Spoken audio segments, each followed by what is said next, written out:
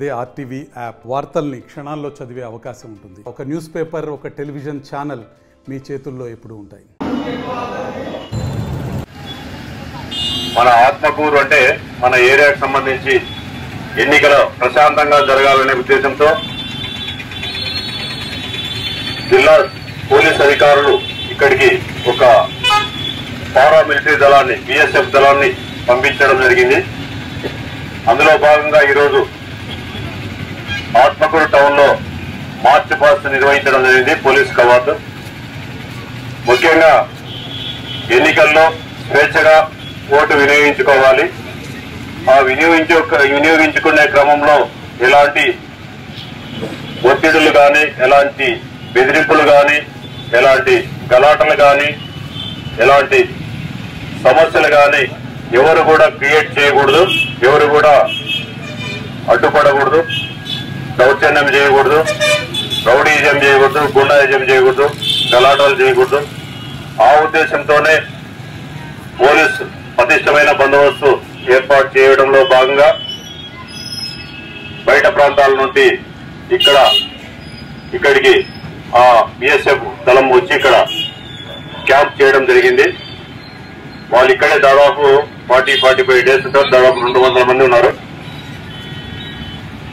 మీకు అంటే ముఖ్యంగా ఓటర్లకు స్వేచ్ఛగా ఓటు హక్కు వినియోగించుకోవడానికి అంటే పోలీసులు ఉన్నారు, పోలీసులు ఖచ్చితంగా మా ఓటు హక్కును వినియోగించుకోవడానికి ఎటువంటి ఇబ్బందులు లేకుండా చేస్తారనే ఒక నమ్మకం, ఒక భరోసా కలిగించడానికి ఈరోజు సెంట్రల్ ఫోర్సెస్ ఉన్నారని తెలపడానికి మేము పోలీస్ కవాతు నిర్వహించడం జరిగింది. అదేవిధంగా ఎప్పుడు కూడా అక్రమాలు, అడ్డదారులు ఇవన్నీ కూడా తాత్కాలికమే. ఎప్పుడు కూడా అలాంటివి చేయడం అనేది నేరము. దొంగ ఓటు వేయడం కానీ, లేదా ఒకరు ఓటును ఇంకొకరు వేయడం కానీ, లేకపోతే ఓటు హక్కును వినియోగించుకోవడానికి ఎవరైనా వస్తే వాళ్ళని అడ్డుకోవడం కానీ, లేదా ఓటర్లను బెదిరించడం కానీ ఇట్లాంటి ఎవరూ చేయకూడదు. ఇవన్నీ కూడా కోడ్ ఆఫ్ కాండక్ట్ కిందకి వస్తాయి. ఎన్నికల కమిషన్ గతంలో లాగా లేకుండా ఇంకా చాలా స్ట్రాంగ్ గా, చాలా డిసిప్లైన్డ్ గా, చాలా సిస్టమాటిక్ గా, చాలా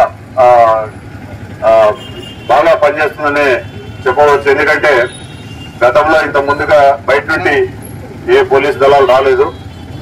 ఈసారి వచ్చాయంటే కనుక ఎన్నికలు చాలా చక్కగా, ప్రశాంతంగా, పగడ్బందీగా, ఎటువంటి అవాంతరం లేకుండా నిర్వహించడానికే ఈ దళాలు పంపించడం జరిగింది.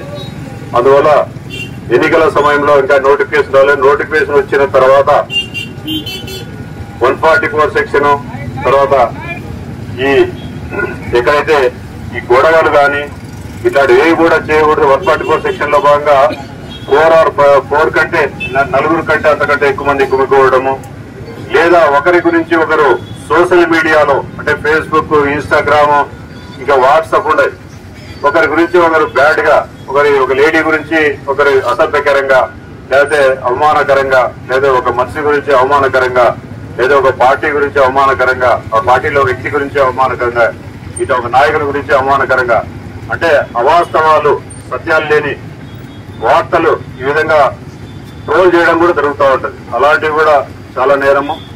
ఎందుకంటే అటువంటి కూడా ప్రతి ఒక్క కేసు కూడా నమోదు కావడం జరుగుతుంది. మేమంతా ఎన్నికల కమిషన్ కింద పనిచేయాల్సి వస్తుంది.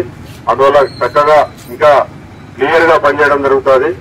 మరిన్ని వీడియోస్ కోసం ఛానల్ ని సబ్స్క్రైబ్ చేయండి. లేటెస్ట్ అప్డేట్స్ కోసం వాట్సాప్ ఛానల్ ని ఫాలో చేయండి. అండ్ లింక్ డిస్క్రిప్షన్ లో ఉంది.